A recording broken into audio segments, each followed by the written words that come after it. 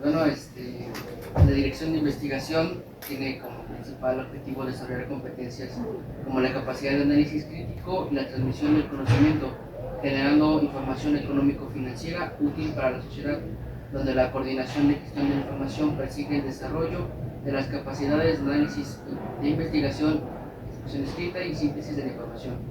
Muy buenas tardes tengan todos ustedes, agradecemos su presencia y puntualidad a este evento al que damos inicio.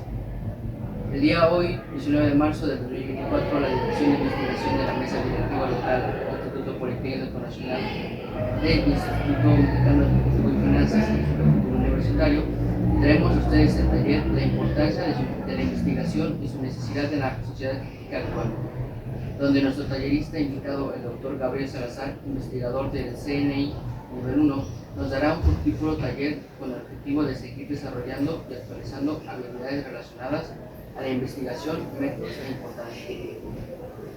Sin más que agregar, doctor Salazar, le cedemos la palabra, el foro es... Se escucha a todos, ¿no? Sí. Se escucha por todos lados. ¿Cómo están? Muy bien, ¿cómo están, compañeros? Somos pocos, estamos locos, ¿no? Sin duda la investigación está en crisis. Bueno, tenemos hora y media, ¿no? Andrés. Entonces son, ¿qué será? Voy a agarrarme un ratito y después nos agarramos a platicar, ¿no? A ver si se puede entender algo. Y a ver si salen algunas preguntas o algo que tengan las inquietudes, ¿no? Bueno, gracias a los que me invitaron a estar aquí. Es importante la grabación porque después la podemos poner en la red. Entonces, me dijeron, haz algo para los investigadores, ¿no? Para la gente que está investigando. Y contar un poco la experiencia. Me puse a escribir y de pronto se me empezó a hacer muy grande el texto. Y va a ser absurdo leerlo todo, ¿no? Entonces voy a cortar unos cachos, quizás en las partes más emergentes, ¿no? Bueno, la importancia de la investigación y su necesidad en la sociedad crítica actual. En marzo del año 2020, la pandemia mundial del COVID-19 nos arrojó a buscar alternativas factibles para continuar de alguna manera la vida en una nueva cotidianidad.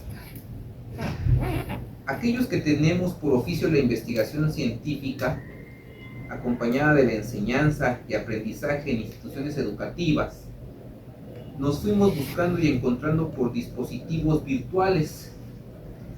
Estamos ante una crisis civilizatoria. La intuición de las posibilidades de un nuevo formato de guerra bacteriológica entre imperios y de lo peligroso que puede ser el control social del terrorismo mundial a través de la doctrina del shock, nos impulsó a mostrar modestamente los avances de nuestras investigaciones que en ese momento estábamos cargando en nuestras mochilas sobre nuestros hombros. Conocimientos acumulados durante los años que llevábamos trabajando en la montaña. Un programa de investigación postdoctoral está estructurado como proyecto de largo aliento.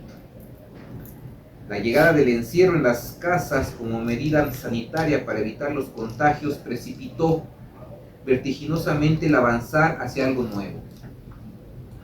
La investigación se convirtió de pronto en una posibilidad emergente a corto plazo, dada la crisis social. En el encierro sanitario había que hacer algo desde nuestro oficio.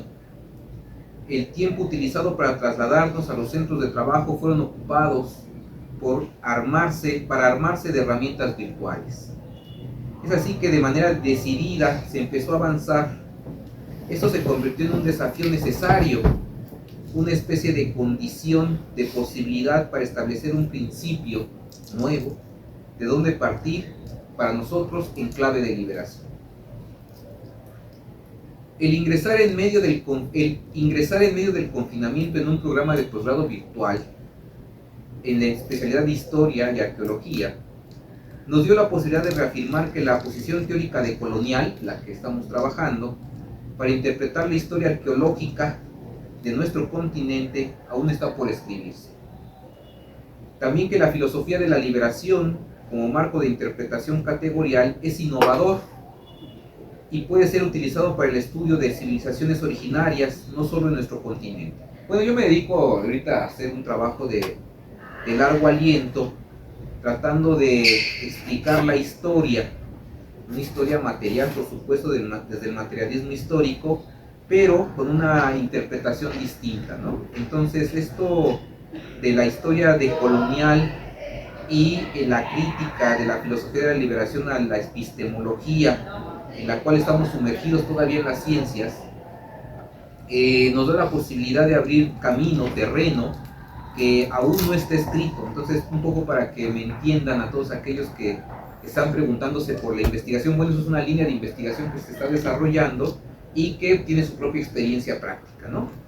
Entonces, esta apuesta teórica sirve como herramienta para reinterpretar la historia arqueológica de las civilizaciones originarias de Abya Yala anteriores a 1492 desde el lugar de enunciación de las víctimas, los excluidos, oprimidos, periféricos. Para nosotros, el punto de partida para una investigación científica, para todos aquellos que se quieran dedicar a ello, requiere de una definición política inevitable, con la finalidad de, y cito a Mercedes Olivera, que estuvo trabajando con mujeres en los últimos años de su vida. Ella dice: orientar nuestros estudios al entendimiento de la realidad humana, tenemos que definir políticamente, orientando nuestros estudios al entendimiento de la realidad humana, pero no como mero ejercicio intelectual o con el fin de satisfacer una curiosidad científica, sino con el objetivo claro y preciso de llegar a conclusiones útiles de alguna manera para la construcción de una sociedad diferente a la actual, que no base su existencia y reproducción en la explotación. Fin de la cita. Así, el lugar de enunciación de nuestro trabajo, este trabajo de investigación que estamos desarrollando, está delimitado por el discurso que se despliega por medio de la fenomenología y pretende señalar la relación opresor, la relación opresiva y el lugar que ocupa el otro como víctima en las civilizaciones, en este caso pueblos hostigados por los imperios. Es una reconstrucción histórica que tiene la intencionalidad de asumir un compromiso con los condenados y condenadas de la tierra, a lo Fanon, a Frantz Fanon. No es una opción, sino un deber ético con las víctimas, los pobres, el pueblo. Entonces, desde esta posición epistemológica, ya como una línea de investigación, con un posicionamiento, el punto de inicio para la investigación es un posicionamiento político, ¿no? Y vienen algunos cuestionamientos, ¿no? A ver cómo se reacciona ante esto, cómo reacciona la gente ante esto. Me pregunto si es posible hacer un comentario de la dimensión existencial del investigador disidente, de un maldito, y si alguien estaría interesado en escuchar ese comentario con seriedad, en esta época donde está prohibido soñar más allá del paradigma de la modernidad, donde supuestamente todo está ya dicho, donde las palabras están de más si no son para el incremento de la tasa de ganancia. ¿Quién tiene ganas de escribir? ¿Y quién está dispuesto a leer investigaciones que están destinadas a permanecer archivadas en la indiferencia? El que escribe estas líneas, no, por supuesto, no está dispuesto. Este comentario intenta hacer una carta a un amigo extranjero, a un ser que se siente exiliado en su propio país y en su propio mundo, fuera de lugar, confundido por el caos. Su mensaje pretende e intenta ser claro. Quizás se puede escribir y decir de mejor manera. Vamos a intentar una especie de provocación. Estas hojas manchadas de tinta intentan transgredir la hoja blanca que expresa silencio.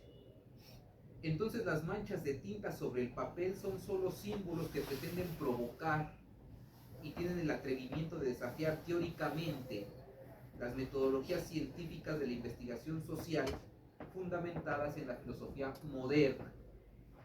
Es una especie de herejía científica. No pretende decir verdades absolutas, ni observarlas, ni medirlas. Es solo como científico social replanteé los métodos y medios con los cuales se produce teoría, ya que la subjetividad del científico no puede llegar nunca a una objetividad pura, como lo pretende el positivismo de la ciencia moderna. Así, el punto de partida o localización de mi análisis tiene la pretensión de romper el cerco epistemológico de la ciencia moderna. Ya de entrada, esto es una profanación en estas instituciones, no solamente esta, sino en todas las que estamos metidos. Esta profanación científica no pretende ser un discurso acabado, sino solo una alternativa a ser discutida para un proceso de construcción a partir de las críticas con sincera pretensión de honestidad. Esta alternativa epistémica nace de los teóricos del pensamiento de la poscolonialidad y es análoga a los teóricos deconstructivistas. Se suma como un nuevo momento de la tradición latinoamericana de la liberación y se presenta como una propuesta en el campo de la epistemología. Nuestra investigación parte de una filosofía con una epistemología diferente, por lo tanto, sus resultados en la práctica social son otros. El discurso formal de la investigación se despliega desde la perspectiva de la tradición de la filosofía de la liberación latinoamericana, la cual lanza la crítica a la centralidad unilineal e inequívoca de la civilización universal cultura occidental. Desde esta posición teórica se entiende que la interpretación de la realidad realizada por los oprimidos genera acciones para sobrevivir por medio de una razón crítica liberadora. Esta praxis liberadora se lleva a cabo como proceso de deconstrucción real de los sistemas de dominación, ya que la subjetividad del científico inevitablemente asume una posición ética y política en su praxis cotidiana. La investigación científica desde esta opción implica un compromiso político en el investigador, así como corresponsabilidad con las personas de comunidad. Deja el objeto de estudio como algo discontinuado para dar mayor énfasis a las comunidades intersubjetivas como grupos de seres humanos no objetivables, y con esto se construye un nuevo tejido social. Escuchar al pueblo implica ponerse en el lugar del joven alumno, alumna. Esto lo podemos lograr siempre y cuando seamos capaces de romper los cercos epistemológicos de la ciencia moderna hegemónica, cómplice de la explotación y muerte de la naturaleza y de la humanidad. Desde esta perspectiva, la investigación es un instrumento o medio para alcanzar un fin. Su importancia radica en la pretensión de construir un mundo donde quepan muchos mundos de manera real. Es decir, es investigación para la vida. El paradigma de la liberación en la investigación académica es una mediación para lograr un buen vivir para toda la humanidad. Nuestro trabajo es por y para la vida. Esto un poco como provocando. Voy a leer otra parte. Digo, cuando hablamos de deconstrucción y hablamos de estos teóricos, no solamente en estos territorios se han dado pensamiento crítico. Ya Derrida planteaba la deconstrucción, pero la planteaba en un término más literario, la deconstrucción de las palabras, del lenguaje, pero a nosotros no nos surge cambiar enunciados, a nosotros nos surge cambiar la realidad. Entonces esta realidad, en la situación emergente en la que estamos, no se queda en simple literatura, sino hay que pasar a la acción. Bueno, pero no me voy a meter a eso, ¿no? Voy a desviar para no tener, vamos, pasar a lo que para mí está de fondo, ya en todos los paradigmas científicos, ¿no? Si ustedes más o menos han estudiado un poco la metodología científica, actualmente nosotros hablamos de paradigmas, ¿no? Estos paradigmas son avances científicos en la teoría, y que de una u otra manera dan resultados o dan respuestas a las interrogantes o desafíos que tenemos como sociedad, como mundo. Muchos de estos paradigmas en algún momento dejan de ser servibles, dejan de ser útiles. ¿Por qué? Porque la realidad los rebasa a tal punto que ya no terminan explicando la realidad, sino que la encubren, ¿no? Y al paso de la historia, de las ciencias, muchos paradigmas se han venido abajo, ¿no? ¿Por qué? Porque se descubren cosas nuevas, porque avanza, no sé, la ciencia, porque, en fin, por diferentes razones, empezamos a darnos cuenta que hay paradigmas que no avanzan y hay otros que sí. Y con esos vamos avanzando, ¿no? Pero yo encuentro problemáticas con estos paradigmas porque Nosotros lo que vemos ya como grupos, como escuela de pensamiento, es que tenemos un problema fundamental. Creemos que la ciencia que nos han enseñado, los métodos que hemos tenido que avanzar y conocer, ya nos están diciendo la verdad y más allá de ellos ya no hay más. El punto está en que todo paradigma parte de una realidad concreta. No es lo mismo hablar desde Europa que hablar desde México. No es lo mismo.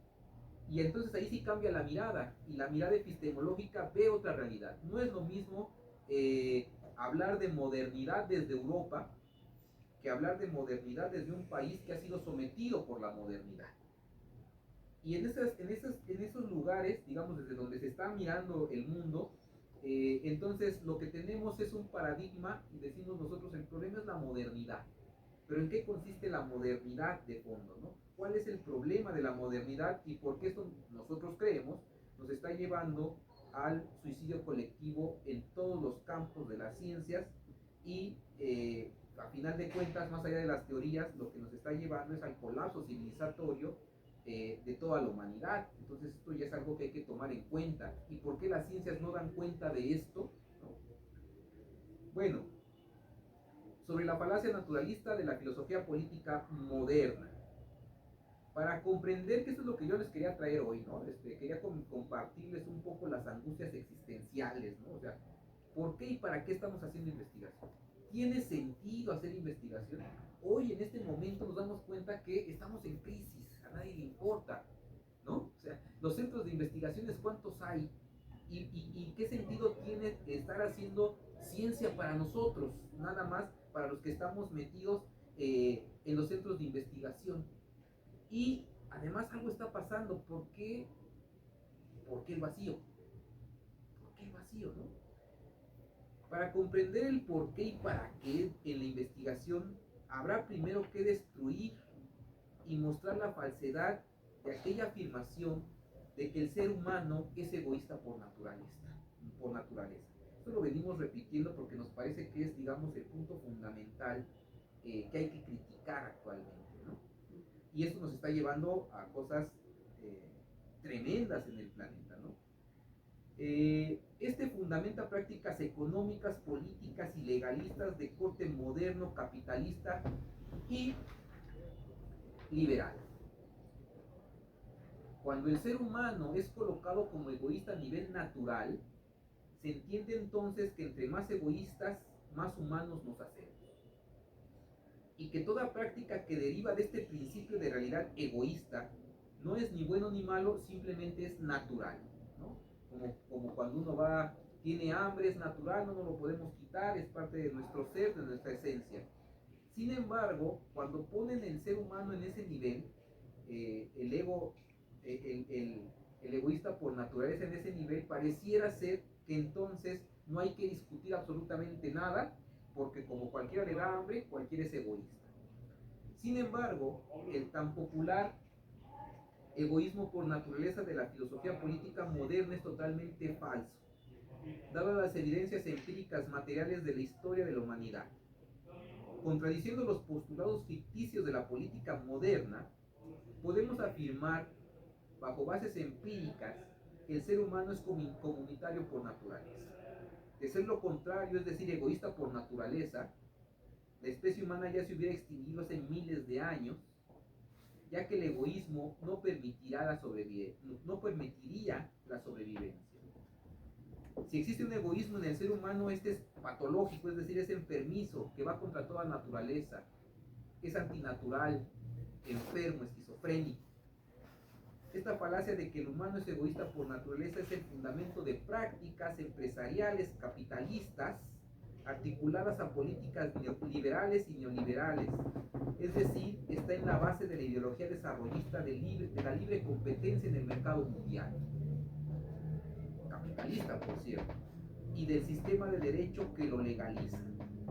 De esta manera, el ego moderno, entendido como un yo patológico o enfermizo autodestructivo, es constituido para la competencia capitalista en el mercado mundial e irracionalmente justificado por el sistema de derecho moderno también, y pseudoteóricos que pregonan las bondades del liberalismo y del neoliberalismo y esta bondad del capitalismo que nos está civilizando. Para nosotros entonces modernidad, capitalismo y neoliberalismo son tres dimensiones del nuevo colonialismo. Es lo mismo, solamente está estructurado. No puede haber modernidad sin capitalismo y no puede haber política liberal y neoliberal sin modernidad y sin capitalismo. Los tres son condiciones condicionadas, condicionantes. La patología subjetiva moderna, enferma de individualismo competitivo, es un yo abstracto que oculta a la comunidad. Es una figura de ficción literaria inexistente materialmente, es un invento. Este ego se presenta como sin ombligo. Yo le pongo ahí, para burlarme un poco, desombligado de toda madre. ¿Por qué? Porque como no tiene comunidad anterior, nace sin ombligo. No existe tal. De toda raíz, de todo pasado, este yo que se crea a sí mismo, es la misma crítica a la teología del Dios que se crea a sí mismo. Nunca tuvo padres ese Dios. Esta mentira utilizada como supuesto teórico es una narrativa que no por más elaborada es menos ridícula. Sin embargo, cuando esta mentira deriva en prácticas políticas, instituciones y en modos de ser, estar, actuar, es decir, ontológicos, lo único que puede producir es el cinismo de frases como la de "si no transas no avanzas", tan popular en México, ¿no? Lo único que puede producir es decir, la sociedad enferma produce normatividades que justifican la violencia de la libre empresa y la competitividad individualista, sepultando toda ética comunitaria y contaminando el noble oficio de la política llevada en el terreno fáctico en el sistema de derecho moderno. Una vez fetichizado el sistema político con estas pseudoteorías, pseudociencias, las prácticas delincuenciales, autodestructivas y genocidas son vendidas por la publicidad mediática como virtudes que son aplaudidas desde universidades, así como desde la plaza pública del barrio. Es decir, las prácticas modernas fetichizadas se nos presentan como aptitudes de personas a imitar por el éxito egoísta y su ambición desmedida. Asesinos despiadados que encubren la realidad y la enfermedad. En nombre del desarrollo se crean instituciones educativas que promueven el individualismo y la libre competencia, es decir, promueven la guerra que tiene como objetivo el incremento de la tasa de ganancia, el enriquecimiento o acaparamiento de riqueza material en manos de unos cuantos, destruyendo a su paso barreras éticas, comunitarias, humanas, científicas, tecnológicas, barreras que obstaculizan la extracción de vida, que comercializan como valor de cambio. Para lograr este objetivo echan mano de la política, el derecho y los sistemas económicos. Las instituciones construidas con el esquema egoísta del yo moderno se nos presentan como únicas, naturales, sin embargo su fundamento es una falsedad. El ser humano no es egoísta por naturaleza, siempre nace en comunidad, en una cultura determinada. El ser humano es comunitario y solidario por naturaleza, y por esta capacidad biológica y cultural crea, desarrolla y fundamenta instituciones económicas y políticas para el bien común. Esto implica de entrada en nuestro tiempo criticar la propaganda del egoísmo por naturaleza e ir más allá hacia una praxis política que dé una vuelta de timón para tomar un rumbo distinto al que ha tomado el derecho y el neoliberalismo, que en complicidad con los grandes intereses de los dueños del dinero promueven leyes y prácticas suicidas que están llevando a la especie humana a la extinción. El deterioro ambiental es consecuencia directa del incremento de la tasa de ganancia que se instaura históricamente como un imaginario colectivo que condiciona todas las acciones prácticas humanas de la vida política y la vida cotidiana. Bueno, me voy a saltar para no aburrirnos. Ahorita platicamos, ¿no? Y le damos a las preguntas. A ver, a manera de conclusión. Como no le puse números, ya me confundí en cuál estoy. Pero bueno, no importa. Ahí está. A manera de conclusión. Durante años hemos visto un mundo en decadencia. Espero que lo que haya dicho anteriormente sea provocativo y se entienda esta última parte. Sin esperanza y siempre con la promesa de que el derrumbe del capitalismo era un futuro no muy lejano. La tan anunciada caída del sistema trajo palabras y teorías de cambio, prácticas heroicas de extremismos suicidas, confusión entre los conceptos utopía, postulado y realidad fáctica. En la militancia de izquierda se han cometido muchos errores, sin duda una característica humana de la cual nadie escapa, pues los actos perfectos son imposibles. El dogmatismo acrítico de una doctrina llevó a muchas personas valiosas a la muerte. Ingenuamente se predicaba con los actos y se intentaba con esfuerzos desgastantes hacer realidad una utopía, lo que ya de entrada es una locura, pues la utopía nunca dejará de ser eso, utopía.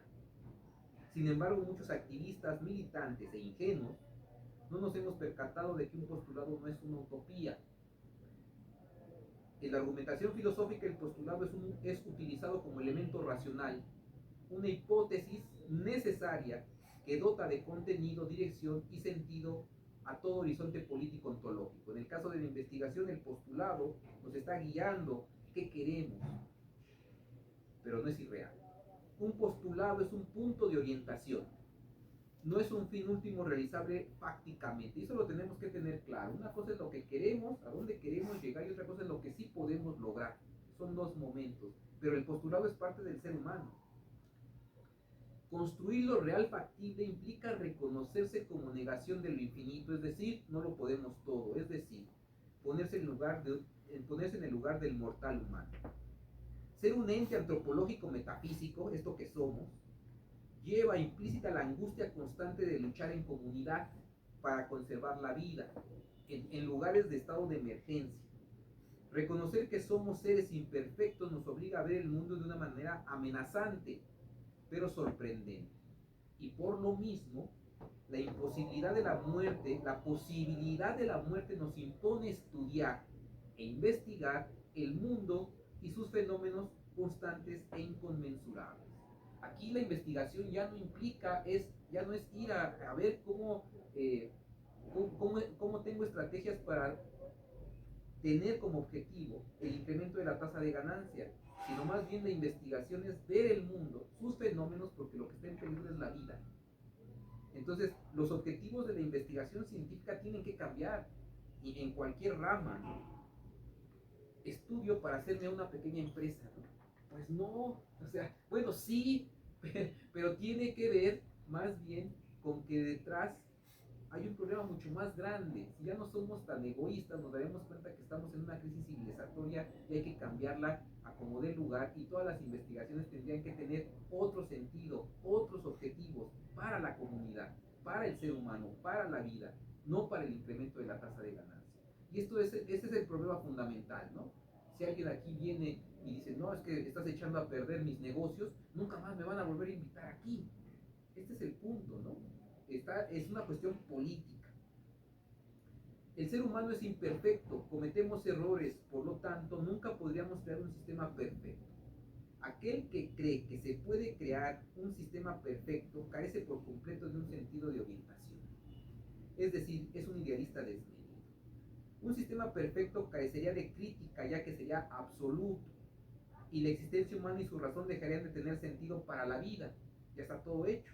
Es por ello que la sofisticada pseudoteoría, así le llamamos, de la competencia perfecta, que la economía neoliberal construye fetichistamente con modelos idealistas, es imposible de manera real. Tratar de ejecutar actos infactibles como la construcción perfecta de un sistema es una locura peligrosa que puede traer como consecuencia la muerte de aquellos que la ponen en práctica y de las víctimas que padecen dichos actos. Lo factible de la posibilidad contingente requiere de principios que la hagan operables. El capitalismo y su política neoliberal es causa de la muerte e injusticia padecida por muchas personas actualmente, especies de seres vivos y el planeta Tierra. Sin embargo, a pesar de que se ha profetizado su crisis y derrumbe, la experiencia empírica nos ha demostrado que ha sabido sobrevivir y regenerarse para volver con más ira y crueldad sobre sus víctimas, siempre con el fin último del incremento de la tasa de ganancia. Podemos hablar en este siglo de la caída del sistema capitalista. Desde el pesimismo y la esperanza, opinamos que actualmente lo único que podría cambiar el mundo y sus sistemas ontológicos de raíz, todo este modo de ser en el que estamos metidos, para poder construir un sistema radicalmente más justo, más allá del capitalismo, es una fuerza incontrolable humanamente que despedaza en su camino a la subjetividad moderna y su ego individualista neoliberal.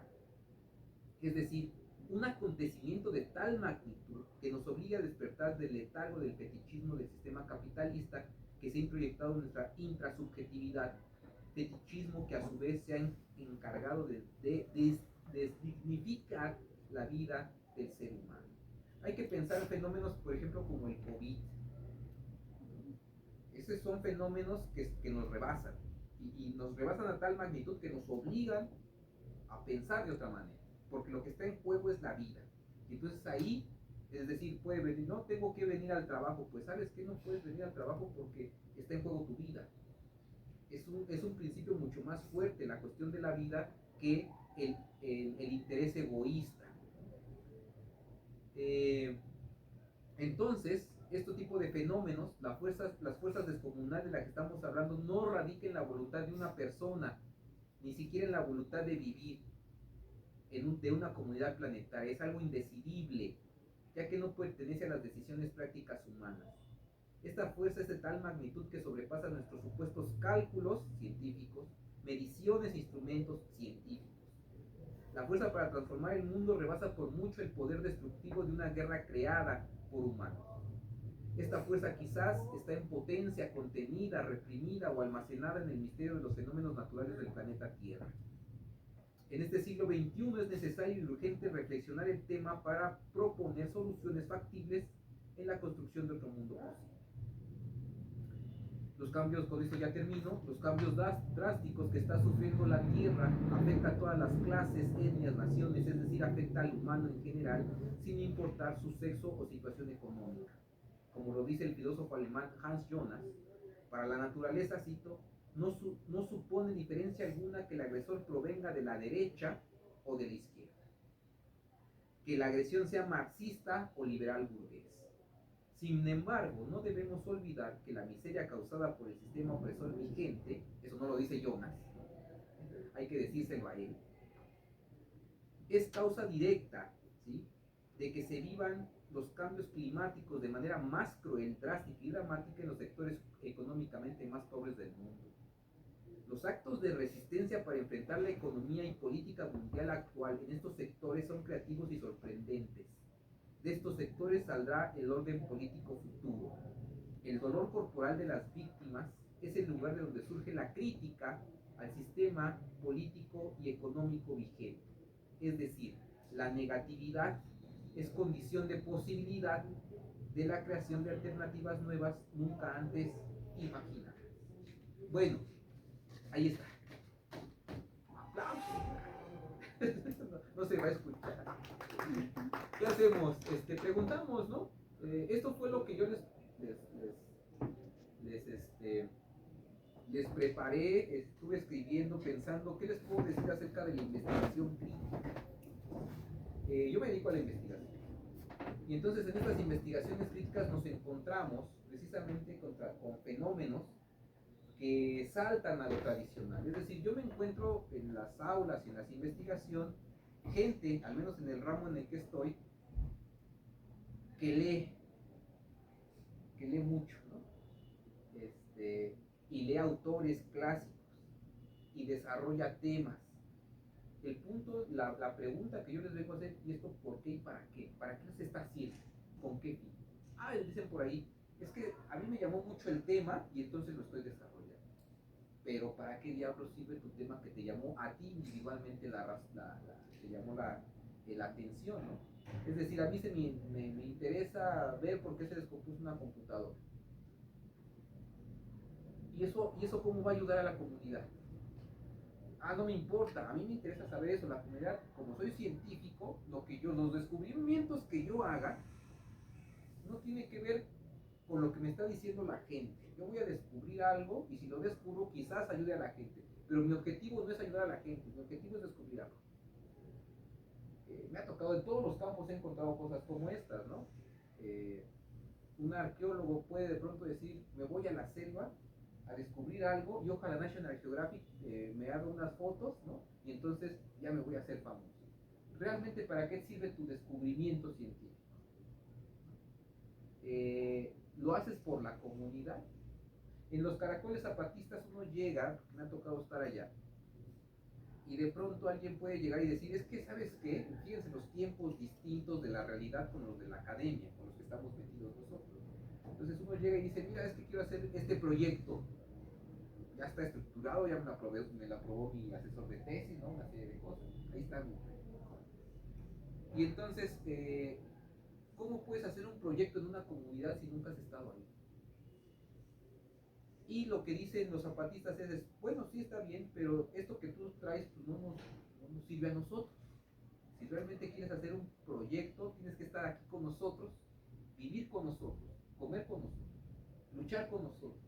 Y cuando aceptes todo eso y vivas todo eso, no depende de lo que tú personalmente quieras, sino tiene que ver con lo que la comunidad necesita realmente. Claro, este tipo de investigación va más allá de mi interés personal. Todos aquí urbanamente, prácticamente en las universidades nos han dicho, tú qué quieres estudiar según tu preferencia personal. Difícilmente los que hoy entran a las investigaciones, tienen un mandato de la comunidad que les diga, tú tienes que ir ahí y tienes que aprender eso porque a nosotros lo necesitamos de esta manera. Prácticamente a nosotros nos han educado en todos lados de, ¿a ti qué te gusta? Y en base a lo que a ti te gusta, luego entonces, en tu preferencia personal individualista, haces tu carrera. Y ya ustedes, cada quien tendrá su manera proyectada de cómo se van a ver a futuro. Pero estas investigaciones y este planteamiento de inicio para hacer investigación no tiene comunidad. Es una preferencia personal, ¿no? Y claro, ¿esto qué impacto tiene? Bueno, cuando termino mi tesis, muy bonita, me quedó muy bien, a mí me gustó muchísimo, pero los demás, ahí se queda almacenada en una biblioteca, si bien les va, le dan subtítulo y se acabó. Eso no sirvió para nada. O sea, los años de vida o los años de investigación, lo que desarrollaste, simplemente uno dice, ¿y ahora qué? Solamente vine a estudiar para tener una chamba. Qué bueno. Pero eso ya no es investigación. Eso ya no ¿cómo decirlo? Es otra vez un interés personal, pero que no está aportando a la humanidad, más en una situación de crisis como la que estamos viviendo. Una crisis ya de civilización humana. Esta descomposición total en la que estamos viviendo. La gente se pregunta por qué hay tanta violencia en las calles, por qué hay tanta violencia en las aulas, por qué hay tanta violencia en tantos lugares. ¿Por qué? Pues porque de fondo está un sujeto que cree que puede competir con el otro de manera individual y si puedo lo elimino. Y esto está en las familias, en el núcleo principal está en las familias. Y esto está en las instituciones porque nos obligan a competir todo el tiempo. Y esto está en el campo laboral cuando salimos de la universidad. Y esto está en las investigaciones. En tanto tiempo tienes que hacer esto. Cumpliste, está bien, ¿no? Pero por ejemplo, cuando queremos ayudar a la comunidad verdaderamente, no te van a dar un semestre, 2 semestres para acabar tu licenciatura o tu tesis. O sea, tú no puedes llegar a la comunidad y decir, en 3 semestres ya hice mi trabajo de investigación. Es falso. Para hacer un trabajo de investigación se requiere investigar de largo alcance. Y si quisiéramos cambiarlo, entonces tendríamos que cambiar la temporalidad de alguna manera. A lo mejor ya ni siquiera hacer una tesis, sino solamente un proyecto de investigación, pero que realmente está aterrizado en la realidad con la gente. Y cambiar ciertos criterios, ¿no? ¿Por qué lo estás haciendo y para qué? ¿Cuál es tu finalidad última? ¿Qué es lo que respalda que es importante para la humanidad lo que estás haciendo?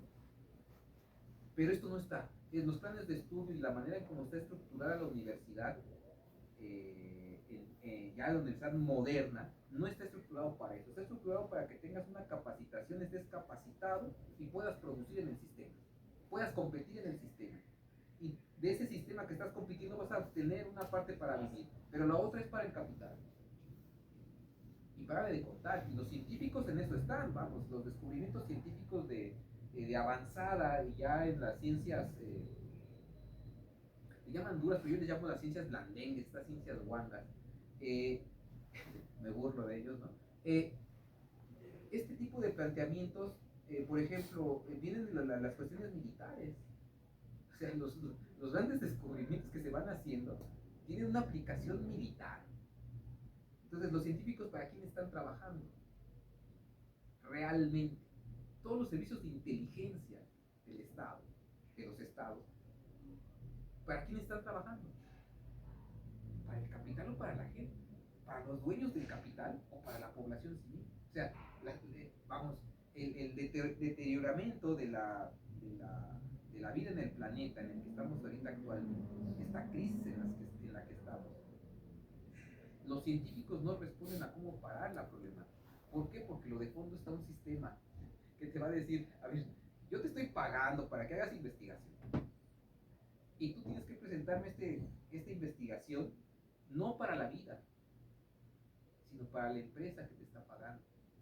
Y esa empresa no está pensando en la vida de otros, al contrario, ¿no? Investígame ciertos combustibles en ciertas zonas, pero en esas zonas tendríamos que devastar los bosques, y en esas zonas vive gente guaraní, ¿no?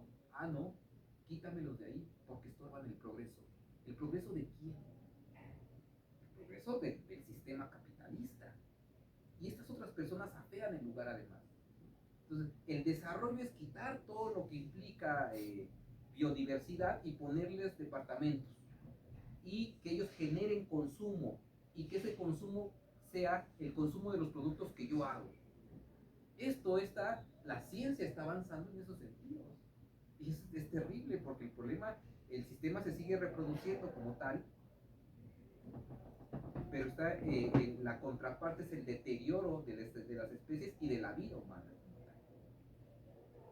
Y pareciera ser que estamos envueltos creyendo verdaderamente, estamos creyendo que lo que estamos haciendo es ciencia que va a ayudar para qué o para quién. Y eso es lo que tendremos que estar como reflexionando. Yo ahí le dejo, ¿qué hacemos? Preguntan. Entonces tenemos como media hora, ¿no? Sí. ¿Alguien tiene preguntas? Sí, yo, bueno, no sé si los compañeros. Sí, sí, también, por sí. Obligados. Pues agradecemos enormemente al doctor Gabriel Herrera Salazar por nuestro taller, donde nos llevamos un enorme aprendizaje para seguir desarrollando nuestras habilidades dentro y fuera del área de la investigación. A continuación abriremos un espacio para preguntas, para participar. Con la su mano está bien.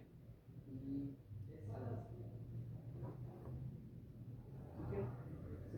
Ah, sí, es que mencionaba algo que sobre las investigaciones hacia la sociedad.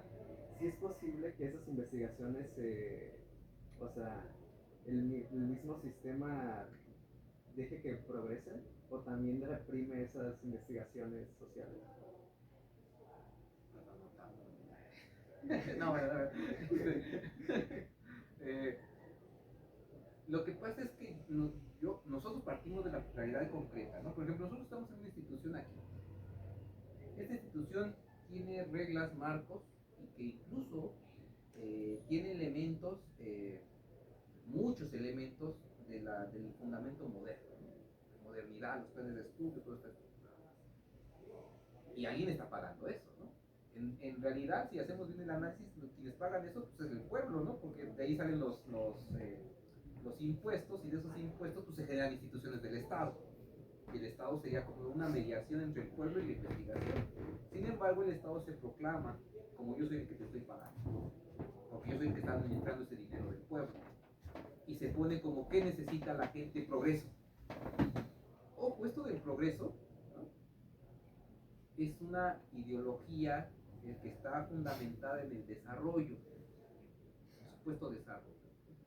Si yo uso guaraches, soy retrógrado.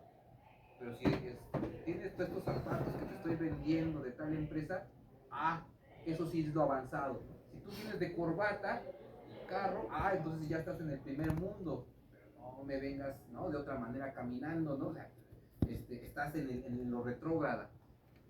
Ahora, esto del progreso de un Estado moderno, el Estado moderno que manda sus directrices de cómo promover el mejoramiento de una nación o de un lugar, Estas directrices del desarrollo en realidad es la falacia. Está detrás el fundamento de que todo lo nuevo es mejor y todo lo viejo hay que desecharlo. Y esto es lo que nos lleva al consumo. Detrás está el sistema capitalista. O sea, el sistema está diciendo, a mí no me interesa que el producto te dure, ni que vivas en lo que el sistema llama lo retrógrado. A mí me interesa que seas moderno, porque si eres moderno, puedes consumir mis productos. Entonces, el Estado, cuando promueve el desarrollo, uno se tendría que preguntarse, ¿qué desarrollo? ¿Qué desarrollo es ese? El Tren Maya. ¿Qué desarrollo es ese? Me voy a meter, te voy a llevar luz. Pero ¿sabes qué? Me voy a llevar las comunidades y aparte el turismo que consuma, no crean que va a ser para la gente de comunidad. Ellos pueden competir con nosotros, mi hotel, no sé, 5 estrellas, no voy a decir marcas, con tu cabañita X para alguien que pueda llegar. A ver a quién eligen. Pues estamos en la libre competencia. Es un discurso engañoso. Ahora, cuando hablamos de que hay en todo este sistema, está estructurado de esta manera, y que decía, nosotros estamos aquí en la institución del Estado, finalmente estos espacios, este espacio que se está dando, estamos discutiendo esto más allá de lo que el Estado quisiera que se dijera. Sí, hay espacios de resistencia, hay espacios como ligas, ¿no? Como bolsas de resistencia que le llaman, que aún, aunque quieran ser controladas por el Estado, nunca del todo se puede tener controlado. Es decir, donde conoce uno a Marx, y siempre se están dando este tipo de cosas, ¿no? En el sistema, me comentaban, en el sistema en Rusia, decían el sistema de inteligencia, todo lo quería tener controlado, y alguien nos decía, pues siempre no tienen el personal suficiente para controlarlo todo, ¿no? O sea, el pensamiento crítico, humanamente hablando, si hablamos por sobrevivencia de la humanidad, tiene que surgir de alguna manera, ya sea en las instituciones o en el barrio, o en cualquier lugar. Cuando te das cuenta de que la vida está al borde del peligro, el instinto de sobrevivencia implica que tiene que modificar la razón. Y que tiene que ser crítico y decir, a ver, eso del desarrollo con calma, ¿no? Ahora, que los estados sí reprimen ciertas investigaciones y no las dejan avanzar, sin duda. ¿Cuántos estudiantes pueden decir, yo tengo este proyecto, es muy modesto, pero puedo ayudar a ciertas personas? No, esto no entra porque no tienes autores alemanes, porque tu trabajo, ¿en quién te basas? ¿No? O sea, todo lo que tienes que hacer de tu trabajo teórico tiene que estar ya con la ciencia establecida moderna. Si tú no entras en ese marco epistemológico en tu investigación, no te la apruebo. Y como no te lo apruebo, no existe. Entonces sí hay maneras en que te van frenando y te van diciendo, esto es lo que es.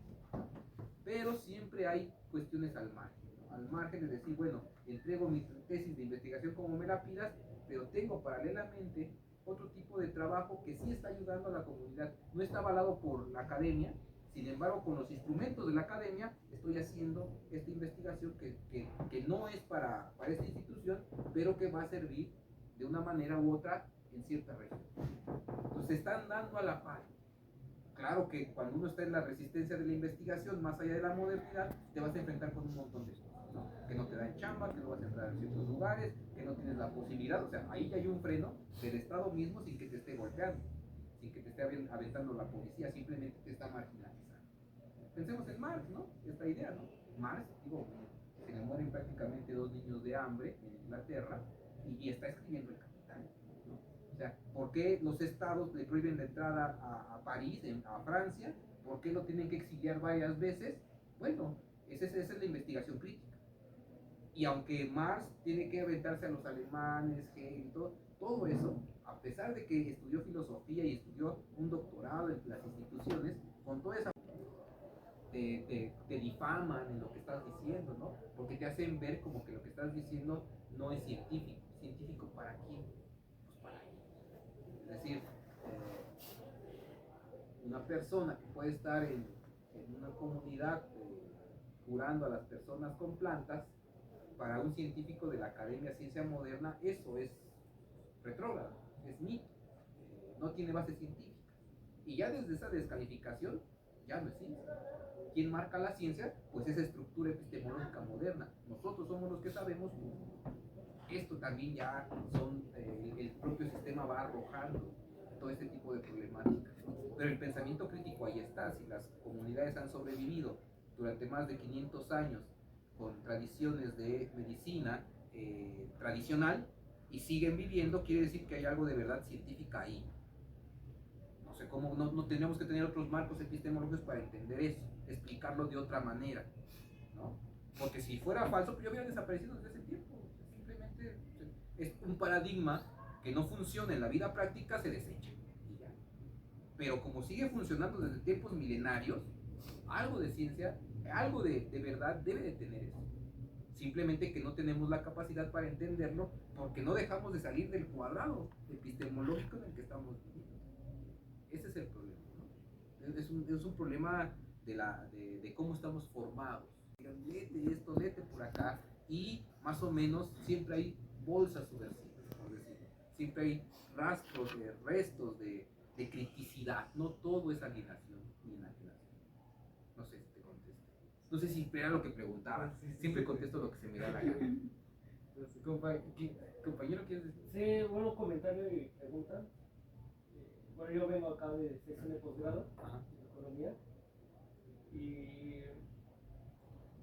pues sí tiene un poco de, bueno, no un poco, sino sí va esta guía, esta lógica, lo que estás diciendo, y que mucha gente hace investigación porque le gusta, lo que quiere o porque le llama la atención algo, ¿no? Un ejemplo, yo soy más de la línea de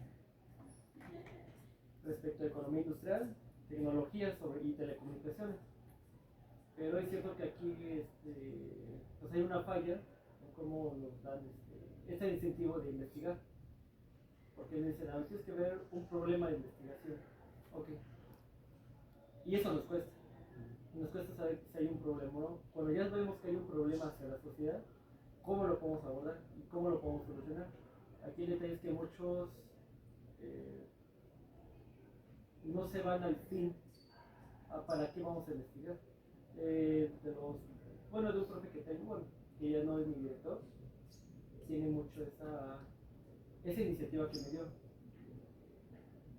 ¿Por qué no investigas el bienestar? Bueno, de todo lo que vas a ver, tu problema, toca el bienestar social.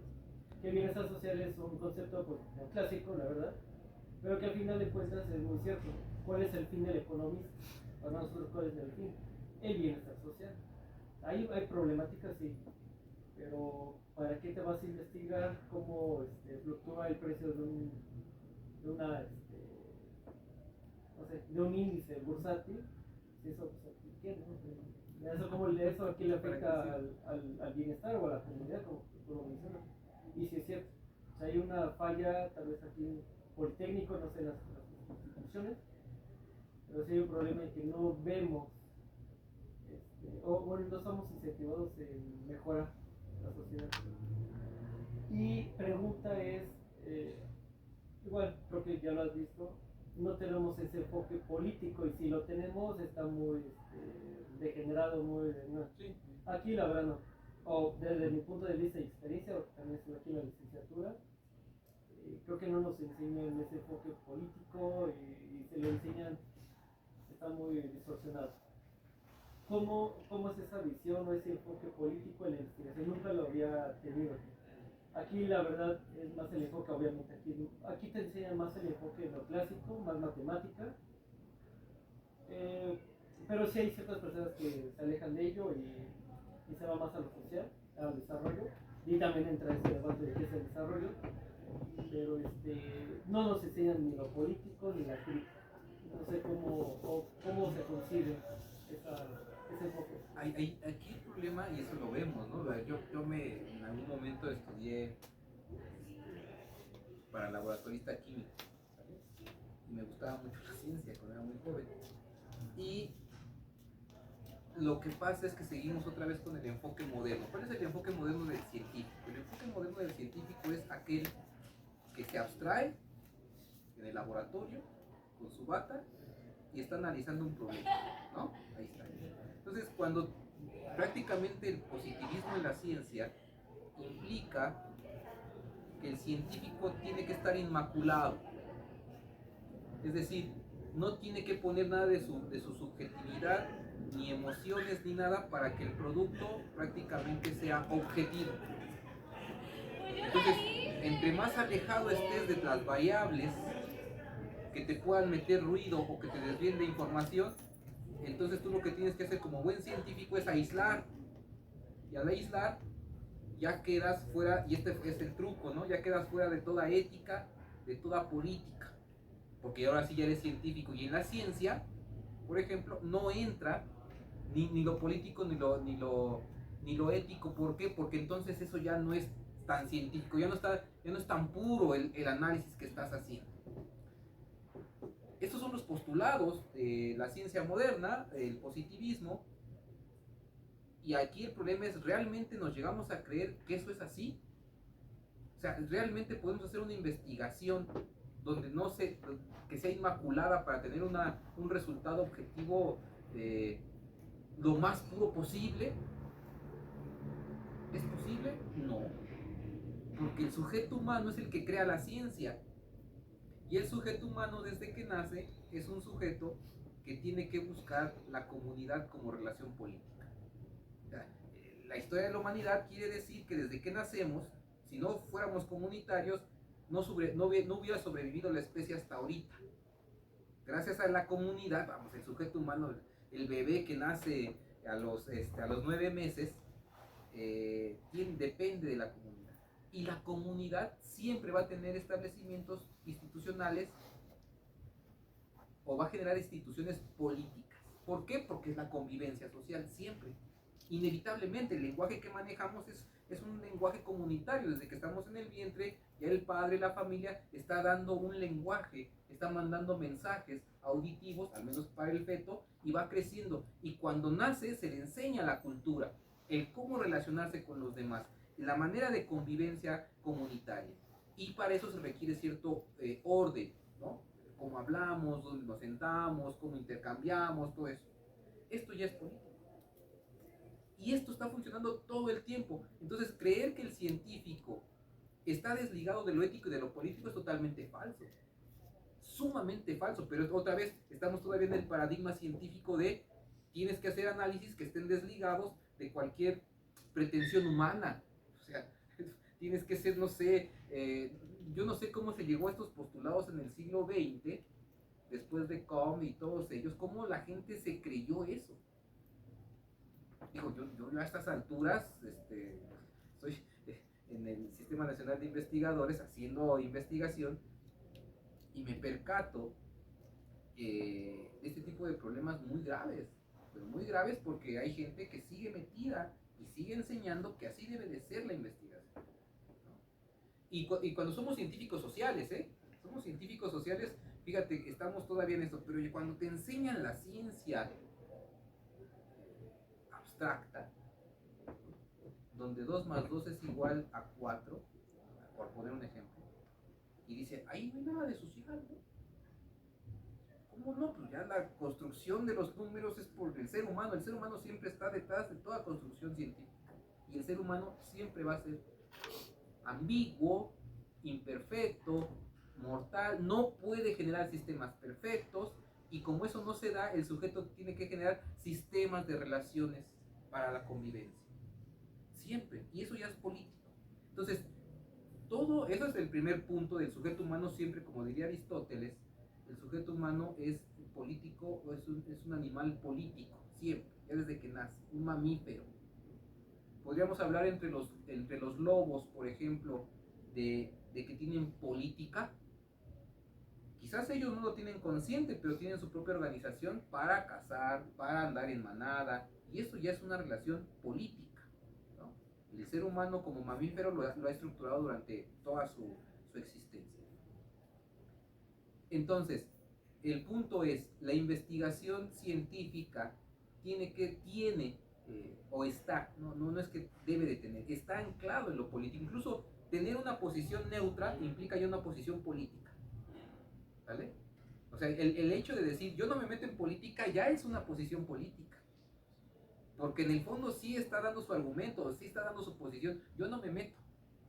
Pero ese no meterte es yo no meto la mano aquí ni meto la mano allá. Es una tercera posición y esa posición es política. Entonces, cuando te extraes y quieres y se pretende de que no estamos metidos en lo político ni en lo comunitario, es falso, totalmente falso. Yo en la mañana, por más científico que sea, le abro la llave y sale agua de la llave. Y para que yo tenga agua en la mañana, implica que hubo un sistema hidráulico con un montón de trabajadores que lo hizo, con una economía de algún sistema estatal que lo realizó y que con ese dinero es dinero que la gente aportó para que tuviéramos un sistema hidráulico. Y todo eso es un montón de gente que está detrás comunitariamente. Y la ciencia es un instrumento, la ciencia digamos más instrumental, la ciencia exacta que le llaman, esta ciencia como la matemática es un instrumento. ¿Para qué? Ahí viene el problema. ¿Para qué utilizas ese instrumento? ¿Para qué utilizamos esta pluma como si fueran las matemáticas? ¿Para qué lo utilizamos? Voy a mandar un mensaje de decir, no sé, ayuda, ayúdenme. Estoy utilizando ese instrumento. Entonces la matemática y la ciencia es un instrumento, pero no se puede proclamar que esas ciencias exactas nos van a ayudar a la humanidad. Nos ayudan siempre y cuando las podamos utilizar. Y ese es el nivel en el que están. Es decir, nosotros estamos aportando desde estas perspectivas en las universidades, estamos aportando un instrumental. El punto es para qué lo estás haciendo. ¿No? Einstein puede decir, yo no hice nada, y nosotros aventamos la bomba atómica. Sí, pero a ti te estaban pagando para hacer esa investigación, la hiciste como tú quisiste, y sabes que detrás de tu investigación alguien la va a publicar. Y ese que la va a publicar no me importa lo que escribes porque no leo, pero de este negocio editorial voy a sacar cierto beneficio personal. La institución puede decir, nos pusimos una medallita porque la publicación, el trabajo que se hizo, nos dijeron que estaba muy bonito y tenemos punto y nos van a dar más presupuesto para esta institución. Y así personas van ganando de tu investigación, pero no la comunidad. Porque cuando llega la comunidad para hacer algo, dice, pero esto no sirve para nada. O sea, por más exacto que tú has dado los ejemplos, por más exacto que yo tenga esos datos, ¿para qué? Podemos explicar, podemos explicar la fórmula, los elementos del agua, H2O. Sabemos que tiene hidrógeno, sabemos que tiene oxígeno. Qué bueno que lo sabemos. Ya una tesis entera del agua. ¿Y eso para qué? ¿Dónde cae su aplicabilidad? Bueno, es que el agua es para la vida. Entonces sí es importante esta investigación. Porque si es para la vida y en este territorio tenemos agua, entonces en ese territorio hay que cuidarlo. ¿Por qué? ¿Para la vida de quién? De la comunidad. Entonces tiene algún sentido que sepamos qué tipo de agua es esa. Si nos sirve para el sembradío, si nos sirve para la producción, para la gente, si nos sirve para... Entonces sí tiene un sentido. ¿Sí? Y entonces en eso sí estaría pensando el investigador. Voy a hacer un trabajo del agua. ¿Por qué? Porque va a ayudar a la gente. Y lo que yo saque quizás en ese momento no sea tan importante, pero con todo este análisis va a ayudar para algo, para la vida. En última instancia nosotros planteamos que el fin último no es el incremento de la tasa de ganancia, sino el fin último tendría que ser para la vida en un momento de crisis de humanidad, de crisis civilizatoria que estamos viviendo. O sea, es emergente en algún momento ya cambiar con todo lo que esto implique, ¿no? Porque puede implicar muchas cosas. Alguien puede reclamar esto en clase y dice, ¿sabes qué? Ya no vengas porque este no es aquí en esta escuela este no es el enfoque. Entonces, ¿para qué? ¿A quién estamos sirviendo? Nuestra práctica de investigación, ¿a dónde está llegando? ¿Quién está ganando de nosotros? Otra vez. Y no porque me quiten mi trabajo, estoy en ese trabajo, pero ese trabajo tiene que ayudar de alguna manera a la gente, de manera práctica real. Esto es lo que, y ahí entra el punto que las ciencias sociales estudian su propio objeto de estudio, su propio objeto de estudio. Y cada una trabaja de manera aislada e independiente, otra vez el científico aislado. Yo no voy a tocar temas de política porque ese es de otro campo. No, ese es egoísta de todo. Por supuesto. Entonces el punto es, ahora se plantea ya las mesas o los grupos y siempre ha sido así, de comunidades científicas. Es decir, hagamos un proyecto, yo aporto esta parte porque me especialicé en esto, pero no quiere decir que no esté involucrado lo político. o que esté involucrado otro tipo de ciencias. Entonces es un trabajo más interdisciplinario, de diálogo entre las disciplinas y que podamos aportar otra vez hacia dónde, pues hacia la vida, ¿no? Ese sería el fin que nosotros queremos. Alguien puede decir, yo necesito todas estas ciencias para hacer una empresa, un estudio de mercado, porque mi empresa necesita saber qué tipo de consumidor hay, qué tipo de material puedo explotar, qué tipo de ganancia voy a tener. Y entonces necesito a todos estos científicos para que me hagan ese análisis. Dieron chamba y lo hagan sin importarme qué es la consecuencia de eso. Y ahí entra un problema ético del científico, porque desde el principio como científico tú te consigues así, no te importa, llegas al científico y decir, yo hice mi chamba, ya me pagaron, si eso va a ser una bomba atómica, no me importa, porque yo no soy político, yo no me metí en la política, y no es cierto. Siempre estamos sumergidos en ese tipo de campos. Entonces ahí ya viene mutuo al científico, y esto es falso. Nunca puede ser, nunca. Pero ellos lo venden que así debe ser. Este es el problema. Es muy grave, pues, para mí, no lo veo. Porque además lo vemos como verdad, ideológicamente nos han dicho que eso es verdad. Empíricamente es falso. Pero hasta dónde ha llegado el punto de que lo creemos verdadero, lo reproducimos como verdadero. Es por eso que decimos, las grandes verdades que nos han dicho la modernidad, muchas son falsas. Muchas. Pero nos han venido de que son verdaderas y nosotros las compramos como si fueran verdaderas y las asumimos como verdaderas. Y esto es falso. Nos está llevando al colapso civilizacional. No sé si respondí un poco a lo que plantea. Sí, más tener esa relación del ser humano. Porque es eso, o sea, nosotros no vemos esa relación. Vemos más el cómo optimizar, pero no el cómo llegar a este resultado para el bienestar social. ¿Y cómo optimizar esto? Otra vez. Es posible, pero el fin último es el que cambia. Podemos ser muy contundentes en nuestra acción, pero ¿cuál es el fin de lo que estás haciendo? Y si logramos ver esos fines, los objetivos que tenemos, las finalidades, nos daremos cuenta que muchas veces estamos colaborando con el sistema y que estamos aniquilando lo que nosotros decimos, lo que nosotros nos quejamos. Es brutal, porque el sistema no es ético. Ese sí, para que vean, el sistema no piensa humanamente, piensa en el interés de la ganancia. No importa cuántos miles de árboles tengan que morir con sus especies y las poblaciones que estén ahí. Cuánto dinero hay ahí. Y entonces dices, sí, pero ahí hay vida, no me importa la vida. El sistema es una lucha entre la vida y la muerte. El sistema actual que vivimos es una cuestión que nos está llevando a un suicidio colectivo y pone al peligro la vida entera de la humanidad. Y todo aquello que estamos haciendo crítica, lo que se está haciendo como crítica, es una respuesta ante la muerte. Por eso decimos, el principio es la vida. Y estamos luchando contra aquellos que no les importa la vida. Y ahí está bien complejo, porque es una disputa entre científica. Demostremos científicamente las falacias del sistema, las falacias de la propia ciencia, de los postulados de la ciencia. Nosotros como estudiamos filosofía nos vamos hasta el último y decimos, no, espérense, está bien todo lo que están desarrollando, están bien las matemáticas, pero el punto es, ¿por qué y para qué lo estamos haciendo? Y ahí sí ya va a cambiar todo, ahí sí ya está cambiando. Decía la Rosa Luxemburgo, ¿no?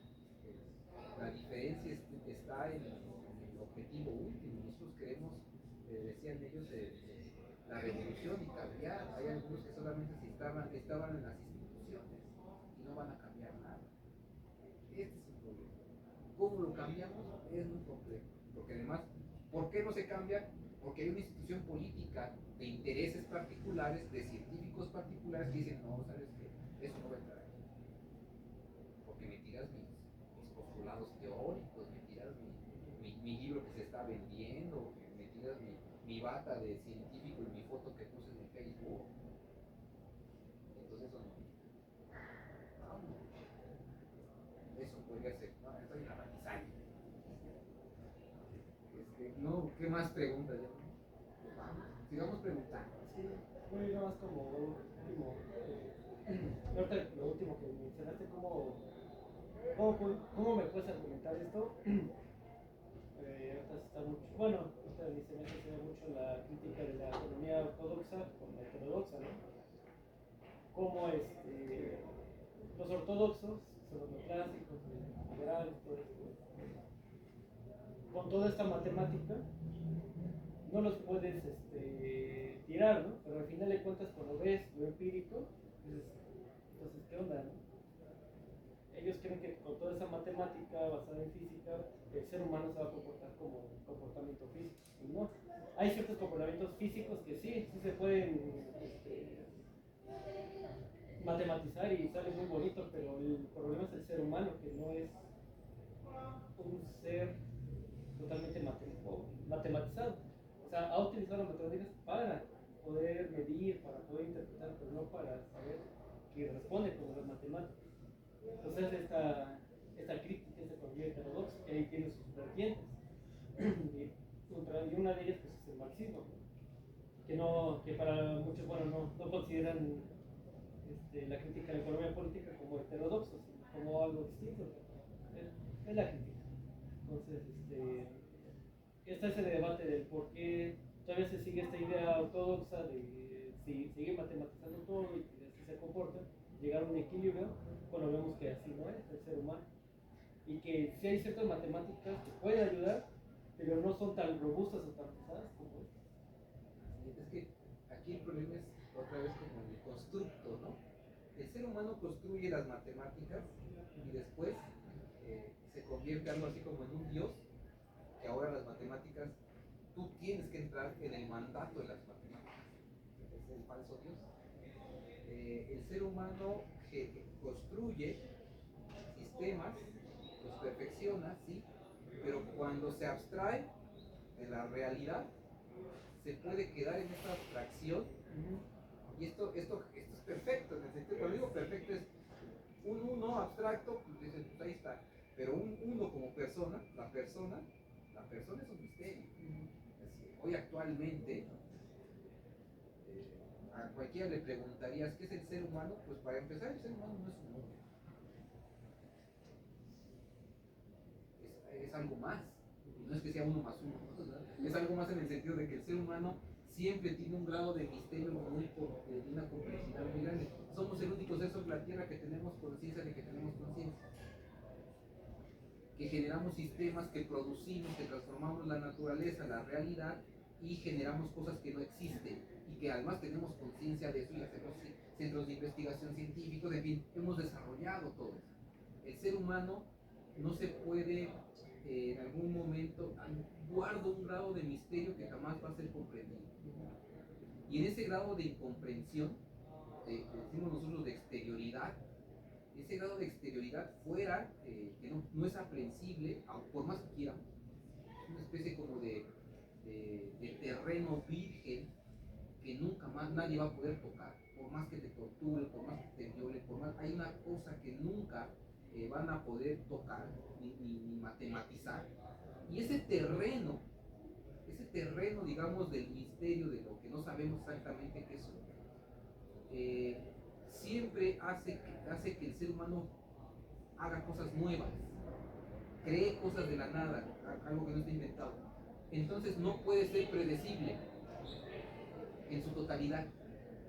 Como tú dijiste, no podemos matematizar, sí, si abstraemos y matematizamos, sí, es posible, pero hay un grado real en el cual no puede ser matematizado, y ese que no puede ser matematizado va a saltar sobre las estructuras establecidas y va a descubrir algo nuevo, lo que tú quieras. Entonces es ahí la diferencia. Yo puedo matematizar las sillas, pero no a un ser humano, jamás. Entonces es por eso que te decía que toda ciencia que nace del ser humano es político, porque el ser humano la está construyendo. El ser humano es un gran misterio, no sabemos exactamente qué es. Lo que sí podemos decir es, eso no es una silla, no es un objeto, no es objetivable en su totalidad, no puede ser, jamás. Y aquellos que lo quieren poner ahí lo están reduciendo, lo están utilizando y lo están poniendo como objeto. Es decir, ahora el sujeto es un objeto, y ese objeto tiene que caber en mi esquema, ¿no? O sea, yo construí el esquema y ese sujeto tiene que caber. Decían por ahí, burlándose también, ¿no? Si la realidad no se acomoda a mi teoría, peor para la realidad, ¿no? Peor para ella, porque yo ya tengo mi esquema y tiene que entrar así. Entonces ahí es cuando tú dices, sí, realmente nos creemos con la capacidad de que todo lo que nos rodea lo podemos controlar. Y esto de quererlo controlar ya es la subjetividad moderna. Yo soy el dominador, yo soy el que sé, yo soy el que puedo controlar. Y como puedo controlar todo aquello que no soy yo, lo puedo objetivar, aunque sea una comunidad o un ser humano. Y esto es de la subjetividad moderna, que tiene una pretensión de superioridad sobre todo lo demás, y todo lo demás lo inferioriza, es decir, todo lo demás lo puedo hacer número. Y es ahí cuando digamos, la otra parte, a mí me quieres hacer número, espérate. Es imposible, porque yo en cualquier momento te puedo decir, ¿sabes qué? Renuncio, no quiero. Siempre tengo la voluntad de decir, no estoy de acuerdo. Por más que tú quieras hacer de mí eso, jamás. Pero la falacia de la modernidad sí pretende que los demás sean objetos y que se adapten a esos esquemas. Es una locura. Es una locura. Hay una parte que dice, sí, podemos matematizar, objetivar, trabajar humanamente para la comunidad, y otra cosa es que digas, esto que estoy construyendo como sistema puede tener grados de error, no es perfecto, y si se puede mejorar, qué bien, y si no, bueno, desechémoslo. Pero hay quien dice, esto es, y se acabó, y si no entras aquí, no es así. Esos son los que traen verdades absolutas. Esa es la verdad absoluta, dices. Ya cuando alguien me dice esta es la verdad, cuidado, pues eres Dios. Porque para tener todo controlado tendríamos que pensar a una velocidad infinita, a una mente infinita, y nunca equivocarnos. Y ningún humano, por más científico que sea y por más doctorado que tenga, ninguno puede tener la perfección de actos. Tendría que ser Dios. Por eso todo lo que produce el ser humano como sistema siempre tiene grado de imperfección, siempre. No puede caber. Entonces ahí es cuando los que se dicen que nosotros tenemos la verdad y tú no, uno dice, bueno, ahí ya, ¿cómo asumimos esa verdad? Bueno, yo te lo digo por las buenas. La verdad, mira, aquí te van unos misiles para que sepas quién es el que tiene la verdad. Eso ya es lo político, ¿ves? Otra vez. No sé, ese es como parte de la discusión, ¿no? ¿Cómo se puede argumentar de alguna manera? El ser humano es un misterio, nos rebasa, siempre. No por más que yo viva con una persona en casa, la conozco. Aunque haya pasado 20, 30 años, yo puedo vivir con mis padres o con quien sea, y puedo decirle, no te conozco aún, a pesar de que te sigo contratando así. ¿Por qué? Porque siempre hay un misterio más allá de lo que pueda yo comprender. Y de la otra persona igual. Ese es el problema. El ser humano no es un objeto. No es un objeto, es otra cosa. Y de ahí la matemática, los que quieran encajar en eso, siempre van a tener hay una pulsión de vida ya como subjetividad, ¿no? Yo ponía un ejemplo, hay gente que es torturada, le meten la cabeza en un balde, aquí en México somos famosos por eso, ¿no? Tehuacanazo. Ya, ojalá y eso se acabe, ¿no? Estos sistemas como los que hemos tenido anteriormente, pero metes a una persona y la pulsión de vida del cuerpo es manotear. ¿Por qué? Porque quiere vivir, el cuerpo quiere vivir, y en ese manoteo, por más torturado que esté, aún tengo ganas de vivir, quiero vivir, el cuerpo reacciona por la vida. Y por más que lo quieran lastimar y todo, siempre va a haber un grado de decir, no estoy de acuerdo. Así lo podemos argumentar, habría que revisar. Nosotros nos basamos en la neurociencia. Para aquellos más duros de que no, ¿cómo lo demuestras? Pues es que la neurociencia de ahora, las neuronas están pensando en la vida. Y aquel que no esté pensando en sobrevivir, entonces sí hay un problema mental. Ahí sí hay un problema. Porque entonces el sujeto perdió el sentido de la vida y se puede matar. Pero ya es un problema neuronal, es un problema emocional, es una patología que esté. Por salud, todas las personas, si sale el sol ahorita bien fuerte, uno dice, ay, vamos a la sombrita largo. Y dice, ah, qué rico, por salud, por vida. Si te quieres lastimar, me voy a quedar aquí. O sea, eso ya es una patología. Hay que distinguir que los sistemas en los que estamos viviendo pueden ser sistemas creados por gente patológica, enferma mentalmente, y se proclaman como verdades a partir de la violencia del Estado. Ahora sí, las instituciones que tienen controlado o que pretenden tener controlado todo, pero siempre se les va a escapar, siempre va a haber una fuga, siempre va a haber una grieta donde se va a filtrar el pensamiento crítico y nos va a hacer reflexionar. Realmente lo que estoy viendo, lo que me han dicho que es verdad. Cuando el pensamiento crítico incomoda un poco eso, quiere decir que está generando pensamiento. Aunque estemos equivocados, pues, después podemos decir, bueno, lo dudé, confirmo de que me equivoqué, pero ya la duda ya es una cosa que dice, yo no me creo todo. Eso, por ahí hay las rendijas, los escapes de la fuga, de todo lo que estamos viendo. Eso. Yo mucho se acaba.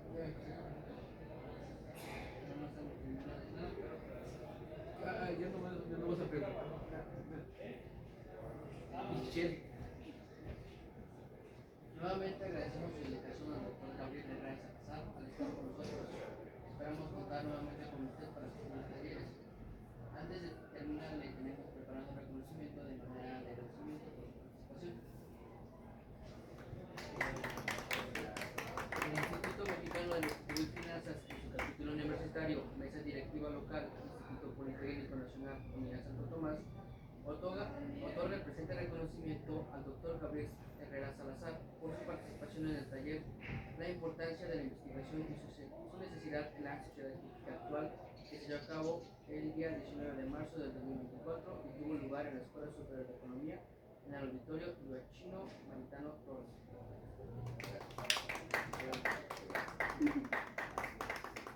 En la cámara. Gracias. Bueno. Pues, sin más que agregar, agradecemos la presencia a ustedes público. Nos veremos en futuros directos. Muchas gracias. Gracias.